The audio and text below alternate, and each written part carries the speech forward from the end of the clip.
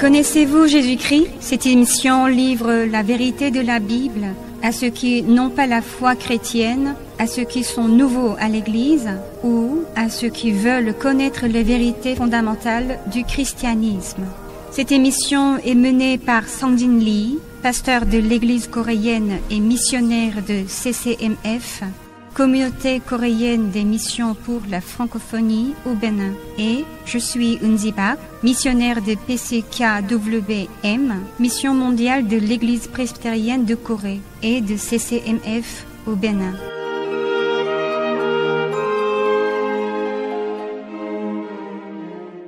Bonjour pasteur. Bonjour.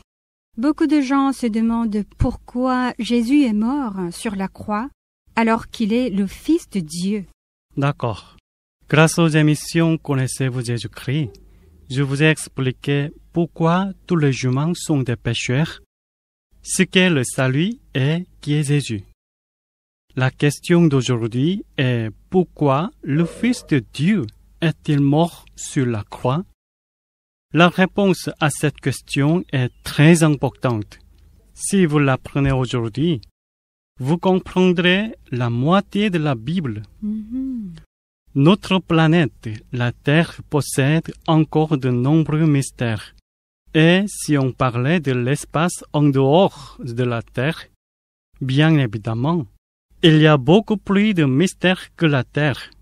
À travers tout l'univers, le mystère des mystères, le secret des secrets que de nombreuses personnes ne comprennent pas, c'est que pourquoi le Christ, le Fils unique de Dieu, est mort sur la croix. Savez-vous comment Jésus est mort? Oui, je le sais. Il a été crucifié. Ses mains et ses pieds ont été cloués à la croix. La croix est, à l'origine, un cadre de peine de mort qui sert à tuer un criminel. On dit que cette méthode de peine de mort est originaire de l'Empire perse. Il s'agit d'une peine de mort qui pend un homme à un haut poteau en bois pour l'exécuter. Elle est l'une des méthodes d'exécution les plus douloureuses. En général, un criminel crucifié peut rester en vie en souffrance pendant 1 semaine. Les pécheurs crucifiés souffrent souvent des spasmes musculaires qui les empêchent de respirer normalement et qui les font s'évanouir. On les fête sévèrement avant de les crucifier, puis on les déshabille complètement afin de les suspendre nus à la croix. À l'Antiquité, cette méthode de peine de mort a été utilisée pour exécuter un esclave attrapé qui avait fui, un meurtrier, un voleur. À l'époque romaine, les colons ont été exécutés officiellement par le crucifixion. C'était une méthode d'exécution destinée à servir d'avertissement et d'alerte à tout le monde. En enfonçant des clous dans des mains de qui n'aiment pas travailler, dans des mains de voleurs, dans des mains de meurtriers et dans des pieds de qui bougeaient et s'échappaient pour commettre le crime. Mais, à notre grand étonnement, Jésus-Christ, le Fils de Dieu, qui est venu sur terre et mis à mort sur la croix, la peine de mort la plus cruelle et la plus douloureuse. Pourtant, il était innocent. Vous avez dit tout à l'heure que si nous comprenons pourquoi le Christ est mort sur la croix, nous arriverons à comprendre la moitié du christianisme. Comment cela est possible? Quand nous lisons la Genèse, Dieu créa le jardin d'Éden et y fit pousser des arbres de toute espèce qui portent de bons fruits. Au milieu du jardin, il y eut l'arbre de la vie et l'arbre de la connaissance du bien et du mal. L'Éternel Dieu dit à l'homme qu'il pourra manger de tous les arbres du jardin, mais qu'il ne mangera pas de l'arbre de la connaissance du bien et du mal. Dieu lui dit, le jour où tu en mangeras, tu mourras. L'Éternel Dieu donna cet ordre à Adam et Ève, mais ces deux personnes ne connaissaient pas de quoi il s'agissait la mort. La Bible nous montre que cette parole est en plein de Dieu qui comporte non seulement la mort d'Adam et Ève, mais aussi la mort de quelqu'un d'autre pour eux. Si un homme a commis des péchés, il ira en enfer après sa mort. C'est très simple. Mais Dieu aime Adam et Ève et il aime les êtres humains. C'est pourquoi il a préparé un moyen afin de ne pas nous envoyer tous en enfer. Pour cela, quelqu'un innocent qui n'a jamais commis aucun péché devait mourir pour nous. Imaginez qu'un homme s'est enlisé dans un marécage et crie pour être sauvé. À ses côtés, il voit une autre personne enlisée comme lui. Cette personne ne s'aperçoit pas qu'elle s'est enlisée dans un marécage. Surtout, elle ne sait pas ce que c'est le marécage. Elle ne comprend pas la situation où elle s'est mêlée et ne voit pas non plus ce qu'elle va devenir. Elle n'a ni moyens ni capacité pour sortir du marécage. Elle est incapable de se sauver et de sauver quelqu'un d'autre. Peut-on demander une aide à une telle personne? Peut-on vraiment s'attendre à quelque chose d'une telle personne? Non. De même, un homme qui ne connaît pas ce que c'est le péché, qui ne reconnaît pas qu'il est un pécheur, qui ne connaît rien sur la mort, qui est incapable de résoudre le péché et de vaincre la mort, peut-il sauver quelqu'un d'autre du péché et de la mort? À cause du péché d'Adam et Ève, toute l'humanité ne peut pas échapper au jour de la mort. Mais Jésus, le Fils de Dieu, qui peut vaincre le péché et la mort, est venu afin de résoudre notre péché et de mourir à la place des prédestinés par Dieu. Cela ne s'est pas terminé par sa mort sur la croix, mais Jésus a vaincu la mort et est ressuscité. Il a ouvert le chemin à ceux qui confessent leurs péchés et qui croient en Jésus comme leur sauveur, afin qu'ils puissent ressusciter après la mort et qu'ils puissent aller au royaume des cieux au lieu d'aller en enfer. Nul ne peut échapper à la mort. Pourtant, de nombreux gens espèrent ne pas mourir et vivre éternellement. C'est vrai. Il est écrit dans Ecclésiaste 9, verset 4. Et même un chien vivant vaut mieux qu'un lion mort. Personne ne veut mourir. C'est ça. C'est la raison pour laquelle la mort n'est pas normale. Elle est en fait anormale. Si la mort était normale, il n'y aurait aucune raison de la craindre. Si la mort était évidente, il n'y aurait aucune raison de vouloir y échapper ou de la haïr. Mais la mort est injuste et tout le monde essaie de l'éviter et la déteste. C'est ça. Dieu créa l'homme et le bénit en lui donnant un ordre d'être fécond et de multiplier. Dieu ne lui a pas dit de mourir. Cependant, l'homme a désobéi à l'ordre de Dieu de vivre et a plutôt choisi la mort. Alors, la Bible nous dit, car le salaire du péché, c'est la mort. Mais le don gratuit de Dieu, c'est la vie éternelle en Jésus-Christ notre Seigneur. Romains 6, verset 23. D'accord.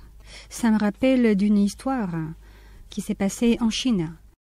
L'empereur Qin Shi Huang de Chine a ordonné à de nombreuses personnes de se rendre dans divers pays pour trouver l'herbe de l'immortalité, afin de vivre éternellement sans mourir.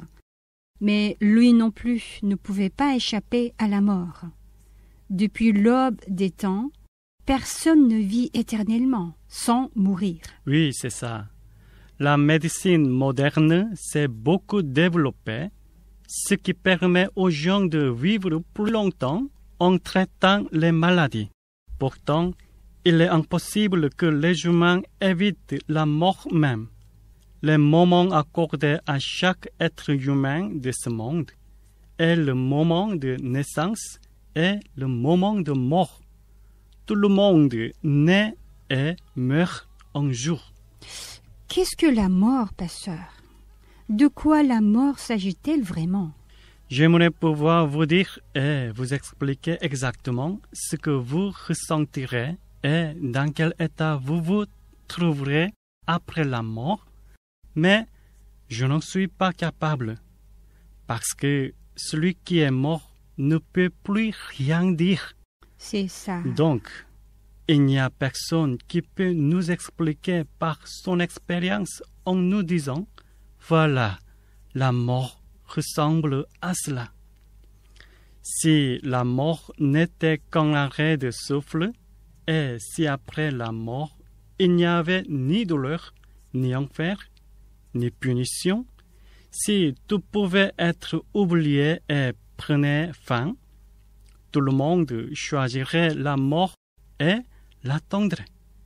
Mais la mort selon la Bible ne prend pas fin lorsque notre corps et notre âme sont séparés et le corps est ensuite enseveli dans la poussière. La Bible nous dit qu'il y a une seconde mort. La seconde mort signifie que le corps humain est enseveli dans la poussière alors que son âme sera jugée devant Dieu et souffrira éternellement dans l'étang de feu et de soufre. Lisez s'il vous plaît l'Apocalypse 20, versets 11 à 15 et chapitre 21, versets 6 à 8. L'Apocalypse 20, versets 11 à 15. Puis je vis un grand trône blanc et celui qui était assis dessus. La terre et le ciel s'enfuirent devant sa face, et il ne fut plus trouvé de place pour eux. Et je vis les morts, les grands et les petits, qui se tenaient devant le trône. Des livres furent ouverts, et un autre livre fut ouvert, celui qui est le livre de vie. Et les morts furent jugés selon leurs œuvres, d'après ce qui était écrit dans ces livres. La mer rendit les morts qui étaient en elle. La mort et le séjour des morts rendirent les morts qui étaient en eux, et chacun fut jugé selon ses œuvres. Et la mort et le séjour des morts furent jetés dans l'étang de feu. C'est la seconde mort, l'étang de feu. Quiconque ne fut pas trouvé écrit dans le livre de vie fut jeté dans l'étang de feu. Apocalypse chapitre 21, versets 6 à 8. Et il me dit, c'est fait, je suis l'alpha et l'oméga, le commencement et la fin. À celui qui a soif, je donnerai de la source de l'eau de la vie, gratuitement. Celui qui vaincra héritera ces choses. Je serai son Dieu, et il sera mon fils. Mais pour les lâches, les incrédules, les abominables, les meurtriers, les impudiques, les enchanteurs, les idolâtres et tous les menteurs, leur part sera dans l'étang ardent de feu et de soufre, ce qui est la seconde mort. Ainsi, grâce à la Bible, nous pouvons connaître qu'une autre mort nous attend après la mort sur terre. Beaucoup de gens ne connaissent pas la Bible de manière correcte et précise. De plus, ils ne savent pas et ne croient pas la grâce du salut réalisée par le fait que Jésus est mort sur la croix pour nous. C'est pourquoi ils ne connaissent pas l'enfer, ils ne donc le craignent pas. Mais plus nous apprenons correctement la Bible et connaissons Dieu, plus nous réalisons combien l'enfer est un lieu terrifiant. Et nous menons une vie de manière fidèle et honnête ayant la foi correcte qui nous permet d'obéir toujours à la parole de Dieu pour ne pas y aller. Beaucoup de gens de nombreux pays ont fait des efforts médicaux et scientifiques pour vaincre la mort. Mais il n'existe pas encore de cas de conquête de la mort, n'est-ce pas? D'ailleurs, la philosophie et la littérature embellissent la mort en disant qu'elle se ressemble à s'endormir. Je pense que leurs efforts sont aussi inutiles. Le philosophe grec Platon a dit « La mort est la libération de la prison du corps ». Il a dit ainsi parce que nous ne devons pas avoir peur de la mort, mais nous devons en jouir, car il s'agit d'une libération. Mais il a dit cela parce qu'il ne sait vraiment pas ce qu'est la mort. Il se trompe lui-même et trompe également les autres avec ses pensées. C'est ça. Tout le monde meurt sans exception. Seulement, nous ne savons pas quand et comment nous mourrons. Quand nous nous réveillons le matin, la mort nous approche d'un pas de plus. Lorsque le dernier jour d'une année passe, même si nous ne voulons pas l'admettre, sans aucune exception, nous nous rapprochons davantage de la mort. Un homme est tombé malade. Il est allé voir le médecin à l'hôpital et ce dernier lui a dit ainsi. « Bon, j'aurais bien aimé que vous soyez venu me voir plus tôt, car il est trop tard pour traiter votre maladie. Je vous conseille de vous préparer pour dire le dernier mot à votre famille. » À ce diagnostic, l'homme s'est dit « Pourquoi je meurs? Non, je ne vais absolument pas mourir. Certainement, ce médecin s'est trompé. C'est faux son diagnostic. » Puis, il se précipite de consulter d'autres médecins. Il cherche plusieurs d'autres hôpitaux. Mais malheureusement, les autres médecins, eux aussi, lui ont donné le même diagnostic que le premier médecin. Cet homme est devenu furieux à ce qu'ils disent qu'il va bientôt mourir. Plus tard, il a supplié les médecins de le sauver. Il leur a ardemment supplié de pouvoir vivre quelques années ou même quelques mois de plus. Même si nous nous mettons en colère contre la mort qui s'approche de nous, nous n'avons pas de moyen de l'éviter. Il est inutile de dire que nous pourrons faire ceci ou cela si on nous fait vivre plus longtemps. Chaque personne de ce monde possède un sablier invisible. Quand le sable du sablier s'épuise, nos vies prennent fin. Pour ceux qui ont reçu la vie éternelle comme un don au lieu de la mort éternelle, ils n'auront plus peur de la mort et la mort ne sera pas la fin, mais plutôt la joie est le commencement d'une nouvelle vie. Je vous demande de considérer encore une fois la parole de la Bible selon laquelle le salaire du péché, c'est la mort. Avant d'ouvrir la porte de la mort, je vous conseille de contempler Jésus qui est mort pour nous et qui a subi notre malédiction, notre punition et notre jugement. Contemplez correctement la croix à laquelle Jésus a été attaché. Renseignez-vous sur la signification de son acte à travers la Bible ou en rendant visite à un pasteur. Nous devons savoir pourquoi Jésus est mort sur la croix et quel est le rapport avec nous. Plus nous avons une affection profonde avec un défunt, plus nous sommes affligés devant sa mort.